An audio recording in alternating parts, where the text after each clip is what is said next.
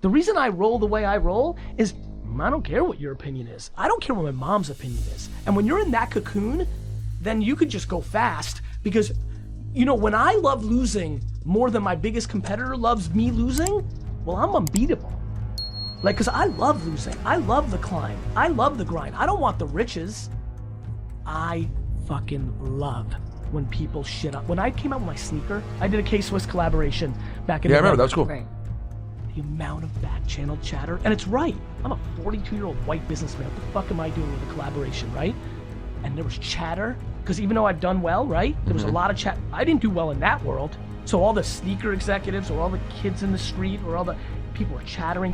I loved it so much. I loved when everybody. You like the adversity. My man, when I was 23 and I would like see some of my high school friends for like football during Thanksgiving, and they all looked at me like, "Oh, you work at your dad's liquor store?" My man, the chemicals in my body, I love it. The adversity, the negative is the advantage. People fear losing. And when you're losing from the get, when you start off losing, you don't fear losing, you just convince yourself the game is rigged and you start dwelling. If I can get you to stop dwelling, and if I can get you to stop fearing losing, then you're off to the races. I leave money on the table every day. I can Tony Robbins and Oprah this shit to the fucking end of life. I'm just not interested. I'm interested in doing me, documenting what I'm doing, putting out content, and if you happen to pick up on that, and you're pumped, and you want to email me and say, you know, I was this and now I'm that, that's a high that nobody can ever understand, but I don't want to do that full time. I don't care what your point of view is. I went to Mount Ida College, 95% minority kids. I went to the mall 7 times in the first 14 days that I went to Mount Ida College. I got pulled over 4 times. You know why? Because the other 3 kids in the car with me were black. I'm like, unless you live that, you can't understand that. And I didn't live it. I lived it. I was close to it, but I'm still not it. But like, don't sit somewhere where you've never interacted with a culture and judge. You don't know what you're talking about. In the same way in reverse. Like when I'm on shows like this, or when I talk to homies, or when I'm talking to the culture, and I'm like, yo, I got friends who have $10 million in the bank, trust fund babies who are more miserable than you. They're like, get the hell out of here. I'm like, you have no empathy. That sounds good. Right. What do you think it feels like when you've lost before you started? Because no matter what you accomplish, everybody's gonna be like, your daddy put you on, you suck. And that starts chipping away at you.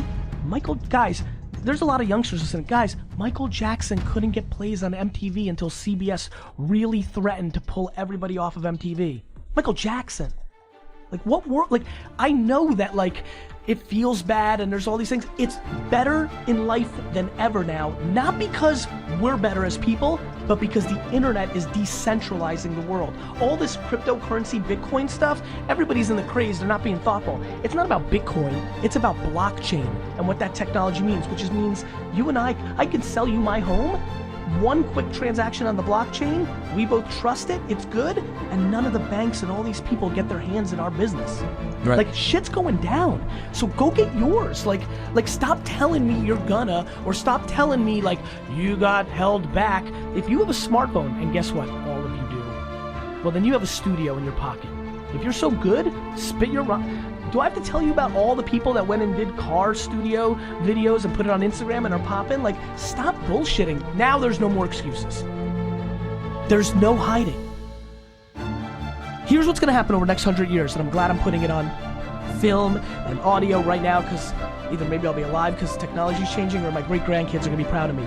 We're about to go through the craziest 100 year of human beings. We're going to take one big step backwards. We're in the beginning stages. I think we're gonna have a 10, 12 year of tension out of all this shit. Like, this is not, by the way, this is not going away tomorrow. You have to understand what's gonna happen. Everybody's gonna get called to the mat. And then what people are gonna realize over the next 20, 30 years is like, wait a minute, everybody's flawed on something. Who's perfect? There's not a person in this room that doesn't do something that all the rest of us would judge as a real bad thing. It's just the way it is. So it's gonna take us 40 years to get there.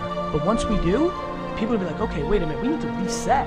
Like if everybody's got something, We need to react appropriately to that something. We need to have different conversations. Like the way we treat alcoholism today or depression today, the way we didn't 30 or 40 years ago, right? That scarlet letter is gonna change. And what's gonna happen is we're gonna live totally different lives. We're gonna be far more acceptant of shortcomings over time because the hypocrisy is gonna be out the bag. Because if I ever think Hillary Clinton or Barack Obama or George Bush or Donald Trump has any impact on me, I'm a fucking loser. That's a good Say one. that again. That was a good one. Super simple. The president has no impact on your life's happiness. Go do it.